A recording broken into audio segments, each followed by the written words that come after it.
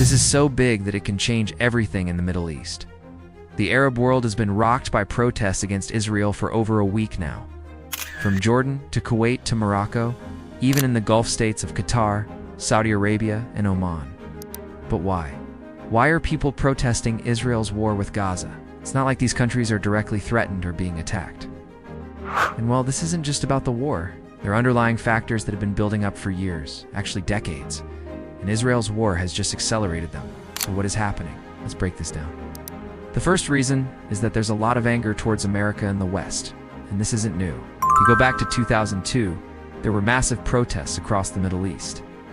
Against the US, we're talking millions of people flooding the streets from Morocco all the way to Indonesia. What had happened? Well, George Bush had just declared a global war on terror, and a few weeks later invaded Afghanistan. Many in the Middle East saw this as an attack on Islam itself. And so, they took to the streets to protest. This was perhaps best summed up by the Egyptian cartoonist, who drew a picture of Bush as the devil dressed in a bishop. Robes standing over the rubble of the Twin Towers with a speech bubble coming out of his mouth saying, "I did it." Fast forward to 2003 and again. Millions took to the streets across the Middle East, this time to protest the invasion of Iraq. Now, here's where things get interesting.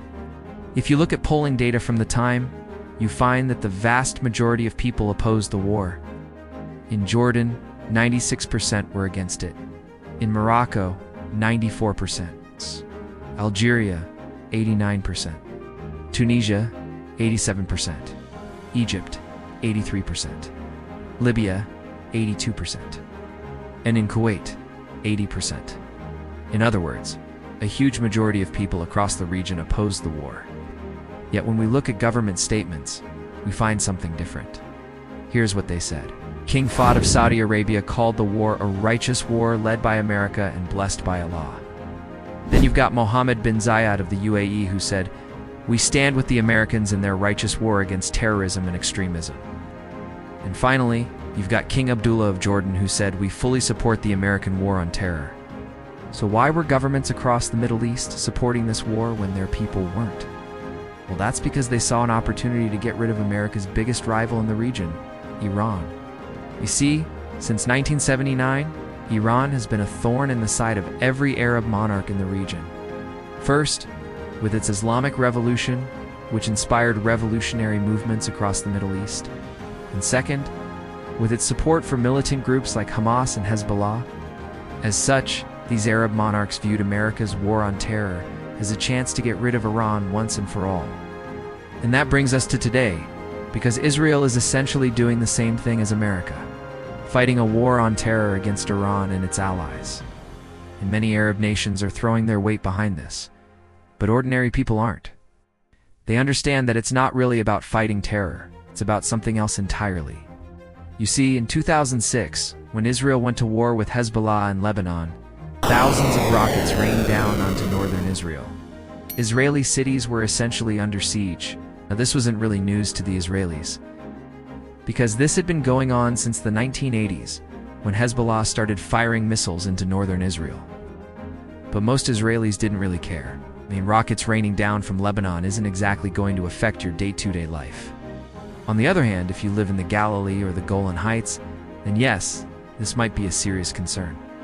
Still, most Israelis didn't really care because rockets only killed a handful of people. For example, between 2006 and 2016, 16 civilians were killed by Hezbollah rockets. And so most Israelis live their lives relatively unaffected. But Israel's war with Gaza is very different. Not only is it right next door, but it's on a much larger scale.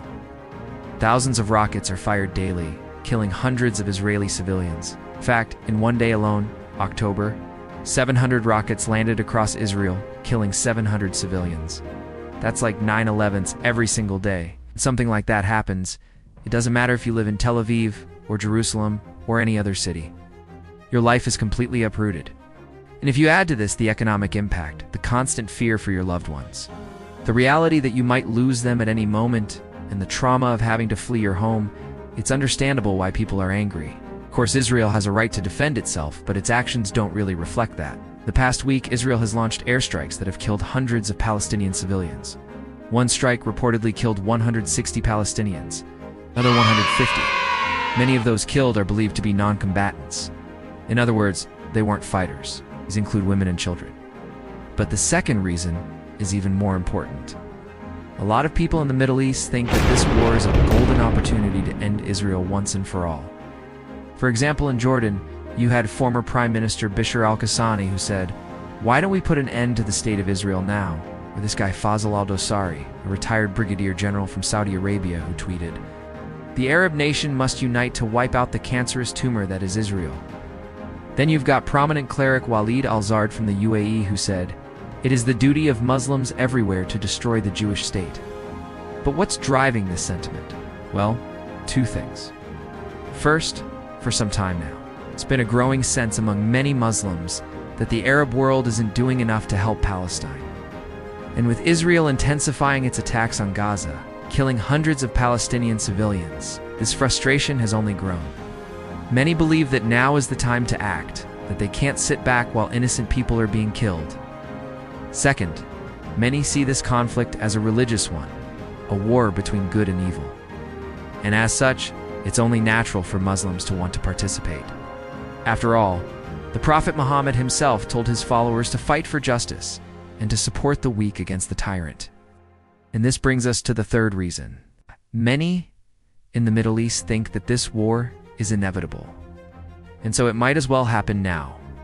Now you're probably thinking, how can anyone think that a war with Gaza is inevitable? Surely Israel can defeat Hamas and put an end to this conflict. But the problem is that this war is bigger than Hamas. If you remember the Arab leaders who supported America's war on terror, that's because they knew that their people wouldn't accept another status quo. They needed a change. And that's what they're trying to do now. Whether through protests or by sending weapons to Gaza, they want a complete overhaul of the system. And that means the war has to be much bigger, which is why voices like these are growing in popularity. Take Sheikh Qasem Soleimani, for example. He's a leading figure in Iran and a top advisor to Supreme Leader Ayatollah Ali Khamenei. Before he was assassinated in 2020, he frequently called for the destruction of Israel.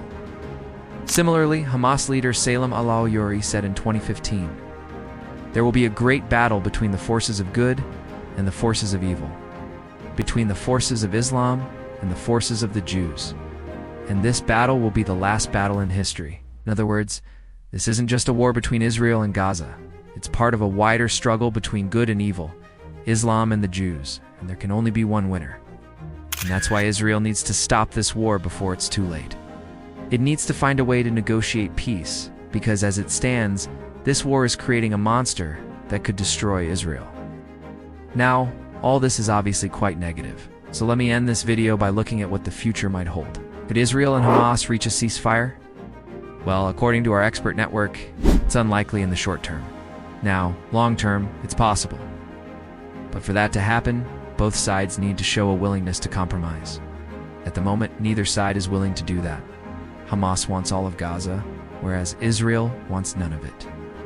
This obviously leaves little room for compromise, so the fighting could drag on for months or even years. Now, this would be terrible news for the region, because the longer this conflict drags on, the more the region will suffer economically. Tourism will dry up, investment will disappear, and the cost of living will skyrocket. So what should be done? Well, it all starts with de-escalation. Israel needs to show restraint and avoid further civilian casualties. At the same time, it needs to engage with Hamas and work towards a ceasefire. Only then can we truly bring this conflict to an end. Now, before you go, make sure to check out my podcast.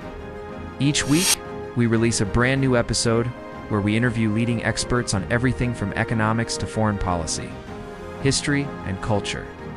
You can listen to our latest episode right now by clicking on the link below. Thanks for watching.